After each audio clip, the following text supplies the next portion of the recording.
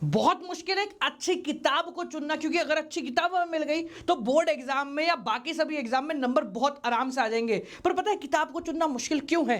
क्योंकि किताब की जो क्वांटिटी है और जो ऑथर्स की क्वांटिटी है वो इतनी भारी है कि उठती ही नहीं है। सो बालकों, आज हम आप लोगों को बताने वाले हैं कि अगर आप कक्षा 11वीं के अंदर हैं या 12वीं के अंदर हैं और आपको चाहिए कॉमर्स की कुछ बेस्ट किताबें, तो कैसी होनी चाहिए वो किताबें और कौन से ऑथर की किताब अगर आप लेते हैं तो आप लोग बेस्ट टू बेस्ट मार्क्स लेकर आ सकते हो। तो चलिए, so hi guys and welcome back to another video of commerce champion. आज अपन बात करने वाले हैं सबसे बेहतरीन किताबें जो कि कॉमर्स के अंदर होती हैं। सो बालकों, अगर हम किताबों के बारे में बात कर रहे हैं तो हमें पता होना चाहिए कि हम कौन से सब्जेक्ट के बारे में बात कर रहे हैं। तो हम सबसे पहले अकाउंट्स, उसके बाद बिजनेस और उसके बाद इकोनॉमिक्स से रिलेटेड किताबों के बारे में बात करने वाले हैं। भाई ये तीन सब्जेक्ट, तीन पिलर कहलाते हैं कॉमर्स के, और क्योंकि ये तीन पिलर है तो बाजार के अंदर बहुत ज़्यादा होड़ लगी है इनकी बेस्ट किताबों की।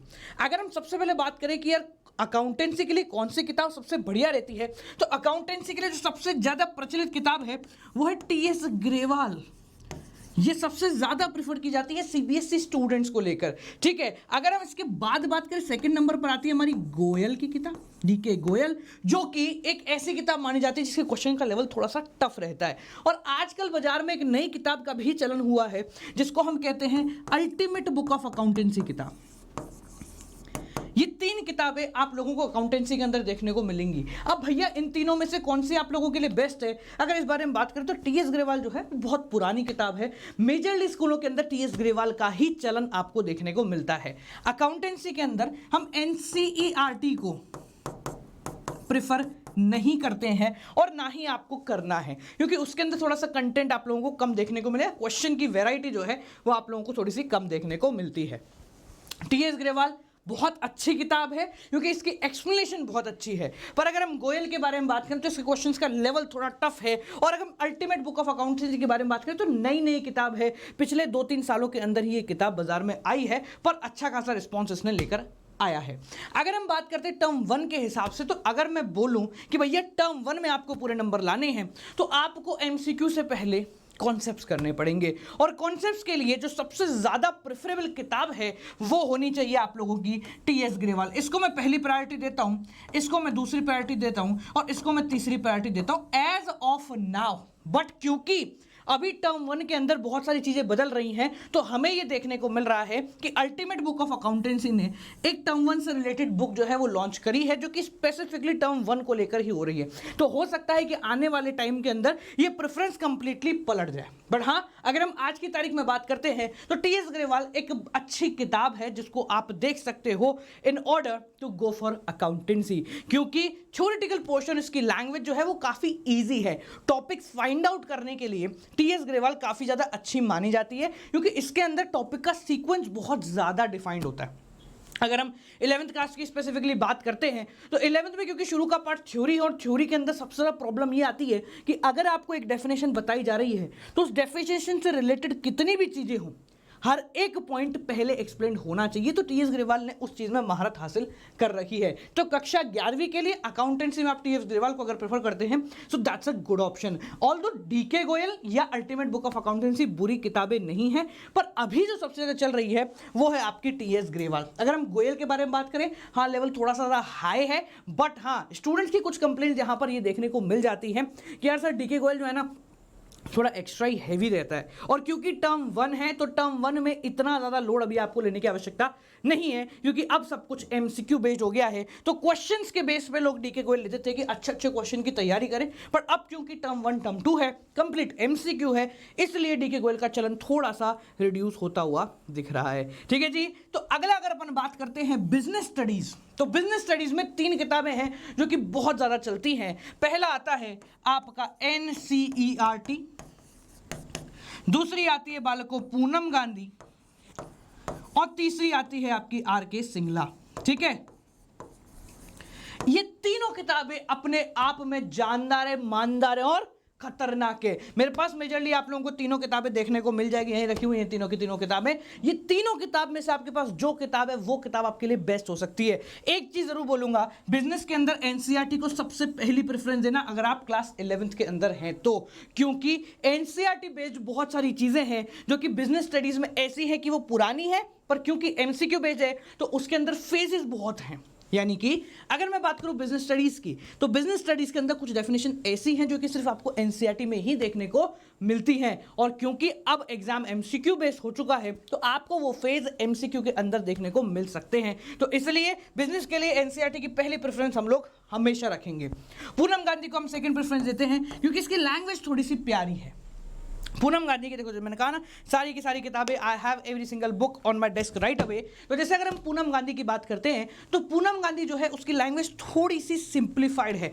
सिंप्लीफाइड होने का मतलब क्या है, टॉपिक्स बहुत अच्छे से डिफाइन किए जाते हैं, आपको पॉइंटर्स बहुत प्यारे तरीके से दिखाए जाते हैं, और हर चीज़ का एक अलग डोमिनेशन बनाया हुआ है पूनम गांधी के अंदर। ठीक है, तो अगर हम एनसीईआरटी के साथ एक सपोर्टिव मटेरियल लेना चाहते हैं तो हम पूनम गांधी को प्रेफर कर सकते हैं। और जो आर के सिंगला है, इसके रिव्यूज ज़्यादा नहीं है, नॉर्मल से रिव्यूज है, मतलब एज सच हैवी रिव्यू नहीं है कि हाँ भाई बहुत अच्छी बुक है या बहुत खराब बुक है। एक एवरेज बुक हम आर के सिंगला को कह सकते हैं। ठीक है, क्योंकि इसके रिव्यूज नहीं है, जो भी मैं जानकारी यहाँ दे रहा हूँ ये basically on personal experience and the reviews according to the student. जो लाखों बच्चों को हम पढ़ा चुके हैं, उन लाखों बच्चों के थ्रू जो रिव्यूज आए हैं उनको समराइज करके मैं यहाँ पर आप लोगों को बता रहा हूँ। ठीक है, अगर हम तीसरे की बात करें यानी कि इकोनॉमिक्स, ये मेरा फेवरेट है, आपको पता चलेगा क्यों फेवरेट है। हाँ जी, अगर हम इकोनॉमिक्स के बारे में बात करें तो यहाँ पर तीन प्रकार की बुक आप लोगों की चलती हैं। एक चलती है संदीप गर्ग, एक चलती है आपकी टी.आर. जैन, वी.के. ओरी, और एक चलती है आपकी नई एनसीईआरटी। क्यों? एक ऐसी किताब है जो काफ़ी चलती है जिसका नाम है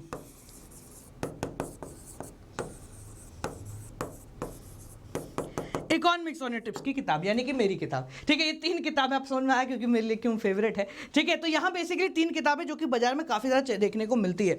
एनसीईआरटी में नहीं प्रेफर कर रहा हूँ क्योंकि मेजरली जितने बालक बालिकाएं अगर 12th क्लास के देख रहे हैं तो उन्होंने खुद को पता होगा कि अब तक कक्षा 11वीं की एनसीईआरटी उन्होंने देखी नहीं। उनको छोड़ो, मैंने नहीं देखी आज तक कि 11वीं की एनसीईआरटी एक्चुअल में दिखती कैसी है। ठीक है, संदीप गर्ग, वी.के. ओरी एंड इकोनॉमिक्स ऑन टिप्स की, यानी कि हमारी किताब, यानी कि माइक्रो इकोनॉमिक्स की किताब। अब क्योंकि यहाँ पर दो पुस्तक आप ले रही हैं, एक लेनी है आपको स्टैटिस्टिक्स से रिलेटेड और एक लेनी है आपको माइक्रो इकोनॉमिक्स से रिलेटेड।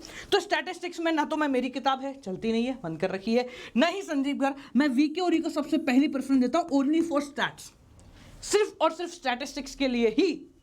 माइक्रो के लिए मैं कभी वी.के. ओरी को प्रेफरेंस नहीं देता हूँ। स्टैटिस्टिक्स के लिए हम लोग यहाँ पर वी.के. ओरी को ही प्रेफरेंस देते हैं क्योंकि वी.के. ओरी के अंदर स्टैटिस्टिक्स से रिलेटेड बहुत बहुत भर के क्वेश्चंस भी हैं and it do have a a great explanation. हम कह सकते हैं कि ठीक ठाक बढ़िया सी एक्सप्लेनेशन जो है आपको मिल जाती है स्टैटिस्टिक्स के अंदर अगर आप क्लास 11th के अंदर प्रोसीड कर रहे हैं तो।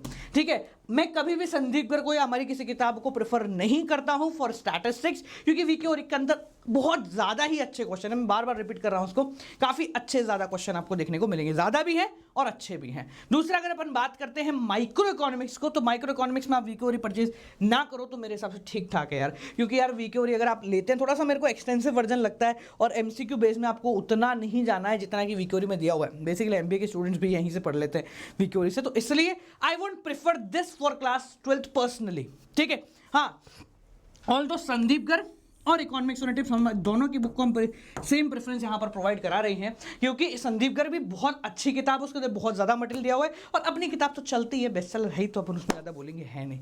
ठीक है, तो इन दोनों में से आपको जो पुस्तक खरीदनी हो आप इजीली परचेज कर सकते हैं। एक बात का याद रखें, किताबें मेजरली आप लोगों के लिए हेल्पिंग हैंड प्रोवाइड कराती है, बट पढ़ाई आपको खुद को करनी पड़ेगी। अगर मैं इसके अलावा बात करूँ यार मैथमेटिक्स एक बहुत प्राइम सब्जेक्ट होता है क्लास 11th के बच्चों के लिए, तो यार अगर आपके पास मैथमेटिक्स है ना, गो फॉर एनसीईआरटी फर्स्ट। सबसे पहले एनसीईआरटी को प्रेफरेंस दें और उसके बाद किसी आप आर.डी. शर्मा, तो वो तो है ही, वो तो मतलब ऐसा है कि दूल्हा दुल्हन है दोनों, एनसीईआरटी और आर.डी. शर्मा, मतलब एक है तो दूसरा है, होना ही है ना। ठीक है, तो यहाँ पर अगर आप एनसीईआरटी कर रहे हैं तो उसके साथ साथ आप आर.डी. शर्मा को प्रेफरेंस दे सकते हैं, but first priority would be NCERT. ठीक है, अगर हम बात करें इसके अलावा इंग्लिश के लिए, तो इंग्लिश के लिए आप एनसीईआरटी को प्रेफर करें और साथ में अगर आप गोल्डन है तो वाही वाह, तो क्या ही मज़ेदार जिंदगी है। ठीक है, तो ये सारी किताबें हैं जो कि आपको प्रेफर करनी है if you are in class 11th commerce. ठीक है, कॉमर्स एक नया स्ट्रीम है जो भी बालक 11th के अंदर आया, आप लोगों के लिए कंप्लीटली न्यू स्ट्रीम है। हो सकता है कि आप लोग कॉमर्स के बारे में बिल्कुल जानते ही नहीं हो सकता है कि आपने इच्छा से बिल्कुल मस्त तरीके से कॉमर्स लियो, या हो सकता है कि आप लोगों ने मजबूरी में कॉमर्स लियो। यार कैसे भी कॉमर्स लिए, अब आप कॉमर्स के अंदर हो, कॉमर्स की यूनिटी का एक हिस्सा हो, ठीक है। तो अब तोड़ना, फोड़ना, मरोड़ना, रगड़ना, जो करना कर लेंगे, बट एक बात ध्यान रखना, जब 12वीं पास करके निकलोगे ना, तो साला दिमाग में एक ही चीज होती है, आज जिंदगी का सबसे शानदार काम किया है मैंने कॉमर्स को लेकर, ठीक है। आप और हम मिलकर इन दोनों में मस्त शानदार टेसड़ा पड़ेगी तरीके से तैयारी करने वाले हैं। आने वाले आगामी 4 दिन के अंदर, 2-4 दिन का समय दे दो, ठीक है। थर्सडे से, प्रोबेबली थर्सडे से हम लोग हमारा नया बैच स्टार्ट कर रहे हैं यूट्यूब के ऊपर, कंप्लीटली फ्री वो बैच स्टार्ट होने जा रहा है, जिसके अंदर हम कक्षा 11वीं को शुरू करेंगे, टर्म 1 की तैयारी को शुरू करेंगे। 100% नंबर यानी कि पूरे 40 नंबर हर एक सब्जेक्ट में लाने के लिए जी जान लगा देंगे,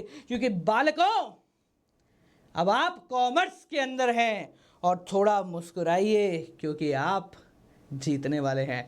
आपसे मिलते बालकों अगली वीडियो के साथ। इस वीडियो को सबके साथ शेयर करें। जितनी भी किताबें बताई हैं, इनके अलावा बहुत सारी किताब बाजार में हो सकता है मिल जाएगी, but don't prefer them for now, ठीक है। बहुत सारे बच्चों से सैंपल पेपर भी ले लें और फलाना भी ले लें, ढींगा भी ले लें, वो अभी नहीं चाहिए। तेरे पास ज़्यादा पैसे तो पेटीएम नंबर दे दूंगा, आराम से ट्रांसफर कर दियो, ठीक है। बट अभी प्रेफर मत करो, जब एग्जाम आएगा तब की तब सोचेंगे, और हो सकता है कि तब ऐसी कहानी हो जाए कि सोचने की जरूरत ही ना पड़े।